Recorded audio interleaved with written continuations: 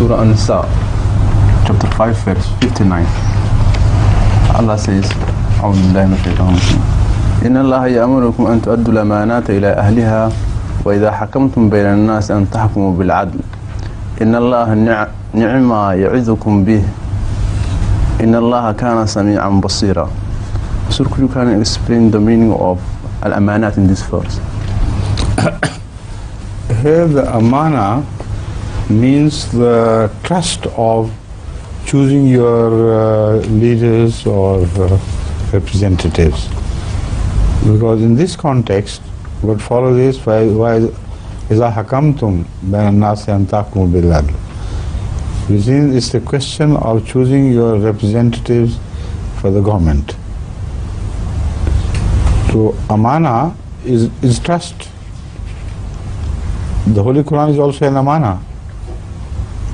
Every trust which you lay in somebody is an amana with him.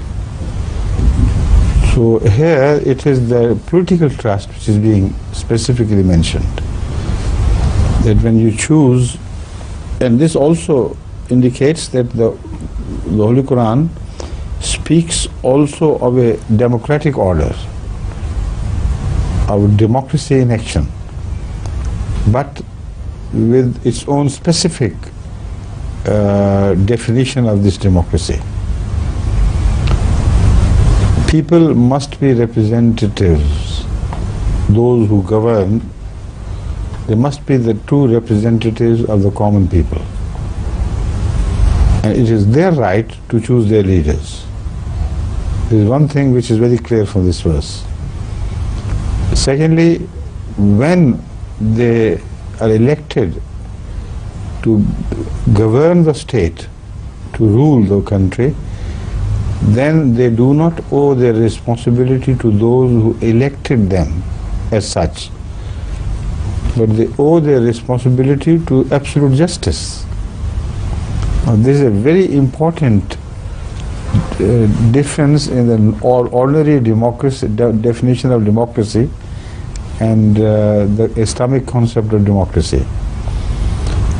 In ordinary concept of democracy, those who elect you also give you the mandate. Where that mandate is right or wrong, honest or dishonest, just or unjust, those who are elected with that mandate must follow that mandate. But Islamic democracy would have none of this nonsense. Islam gives the right of people to elect their representatives. But once elected, once they begin to govern, the only principle by which they should be governed is the principle of absolute justice. So I've spoken in detail, in rather some detail on this issue. For the time being, I think this should be sufficient. This also throws light on the issue of Sharia in matters of government. Nowhere has the Holy Quran spoken of the rule of Sharia politically. The Sharia rules the hearts and minds and the conduct of people who submit to the Sharia. And within one single state, there can be different people who bow to the different Sharias. And the Holy Quran does not give the Muslims right to interfere in their Sharias or their laws, or divine laws. And they still retain the equal right of citizenship of that country. So this verse could not be otherwise. This verse could not say that whenever you come to rule with the Sharia, because then the Sharia of one people would begin to interfere with the Sharia of the others.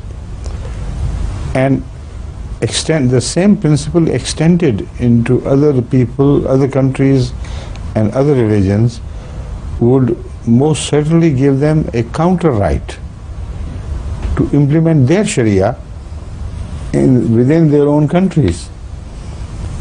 So if a Muslim is granted right by the Quran to rule everybody, whether he belongs to your Sharia or not, with the law of your Sharia, then evidently the same principle will be extended to India, where the Hindu majority rules, or to all the Christian countries where the Christian majority rules, and to the Buddhists and so on and so forth. So if Pandora's box would be opened of mutual conflicts in the name of God in matters of state, in matters of citizenship, we should be, we should deal with humanity as such, not with religion. So the politics is separated from religion in this regard, that your religious views must not permit you to discriminate between your own people and those who do not agree with your religious views. So rule with justice. Justice is the safest way of governing people, because it does not discriminate between any citizen and any other citizen.